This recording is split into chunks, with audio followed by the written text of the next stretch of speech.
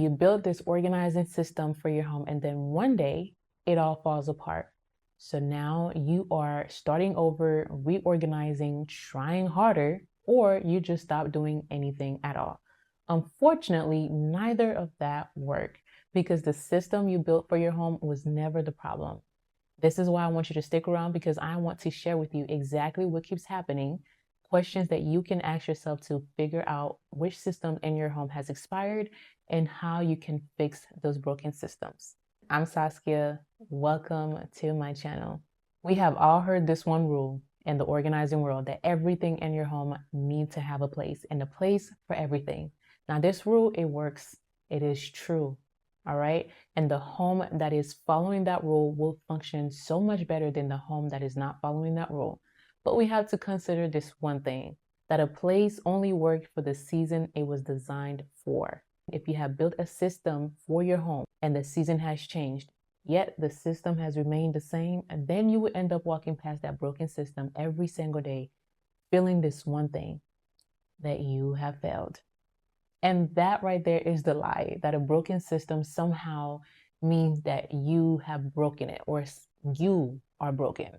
And that lie right there will keep you exhausted and starting over with your home every single time, or give up entirely from ever having an organized and tidy home. And we don't want that. That's not what we're here for. Now, I know that feeling because I have been there, which is why I can tell you a thing or two. So go ahead and take out your pen and a notebook and get ready to take some notes. Because girl, let me tell you, before I had toddlers, I had built myself this beautiful pantry system that I was so proud of. I mean, I had the specific bins, specific labels, designated spots for every single item, you name it. Now, by the grace of God, my family grew. We now had little ones running around the home who wanted one snack this week, but nothing to do with that same snack the next week. So now every time that happened, the system broke. A bin was wrong. The specific labels that I had no longer made sense. And I was too tired looking at that system to even do anything about it. So then I just stopped. I stopped completely and did nothing. But you know what I felt? I felt like I failed. But then there was this realization that the system did not fail me and I did not fail the system. It's just that my season changed and I did not know how to pivot. All because I built that system for a version of my family that no longer existed. And I was trying to fit our current season and our current lifestyle into that old season. And this reminds me of the Bible verse that talks about putting new wineskin into old wineskin, and how we should not do that at all. And that is exactly what was happening, because organizing for a season you used to be in is just as limiting as organizing for a season that you wish you were in. Now, your pantry may not be the space, I understand, but somewhere in your home, there is a system that is still running on an old season. Tell me I'm lying. Am I lying? So before you go and reorganize anything, before you run to the container store or to Amazon to purchase any type of bins and labels, listen to me, okay? This will help you.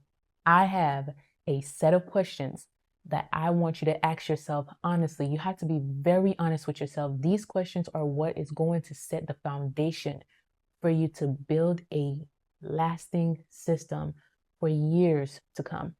Now, question number one, I want you to ask yourself this: who is actually living in my home today?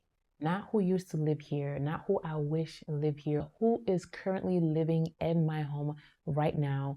What are their needs and their current habits? Now, the second question I want you to ask yourself is this: where do things actually land? Your system will start from there. I know you may have had a different expectation for your life before you had kids, or for your home, but now your expectations have to change. Not that you lowering them, but you are just changing your expectations because you are being truthful with yourself so that your home can function much better than it is now. Because when your system is built on your real life, on your current season, maintenance will be so much easier. And the best part is you get to stop starting over every single time a system has failed. Now tell me in the comments, what is that one system in your home that you know is running on an old season? So before we move forward, I want us to dig a little deeper, just a little bit, okay? Just a little bit, just a little deep. Let's have a real conversation, because God did not design us to live in this imaginary life, in this imaginary home. No, no, no. God has allowed you to be in this season that you are in, with the children that He blessed you with the spouse. Well, I don't know. Because, sometimes we be going outside of God's will and choosing someone that is not even in His will, but that's another story for another time. I won't even go there, girl. Let's stay on this topic. Now, for today, God has allowed you to be in the season that you're in. That's all you need to know. But every time we start thinking about what we are lacking and the things that we need or wish we had, we are telling God that where He has us right now is not enough. Because in this season that you are in right now, even though it may feel extremely hard, even though it may feel like it is not the life that you would have ever picked for yourself, I want you to know this. You are on an assignment. God has placed you and allowed you to be in this place, whether or not you got here due to you obeying God or you got here out of complete disobedience to God. He can still use the space and the place that you are in right now, because He is a faithful God. As long as you have repented, if you had disobeyed Him and you got to the place that you're in right now, He can still use the season that you are in to teach you the things that you need to learn before He can elevate you, to build your character, to prune the things out of you that needs pruning, so that you will be and walk in the calling that He has placed on your life. So don't you continue to look at this season that you're in as a waiting room and asking yourself questions like, when is the next season coming? When is next? What is next? Like, when is my husband going to change? When are my children? What about this kid? When are they moving out? When are they getting older? Like, when am I going to have more money? When are we going to have a new home? Like, when is this going to happen? What is next? What is, like, we're always looking for the next thing, yet your character and who you are still need to be dealt with. Because God tells us in His word that whoever can be trusted with little will be trusted with much. Take note of where you are at right now.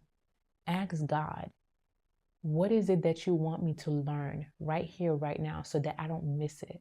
And build me up for the next season, so that when I get there, I will make you proud, God.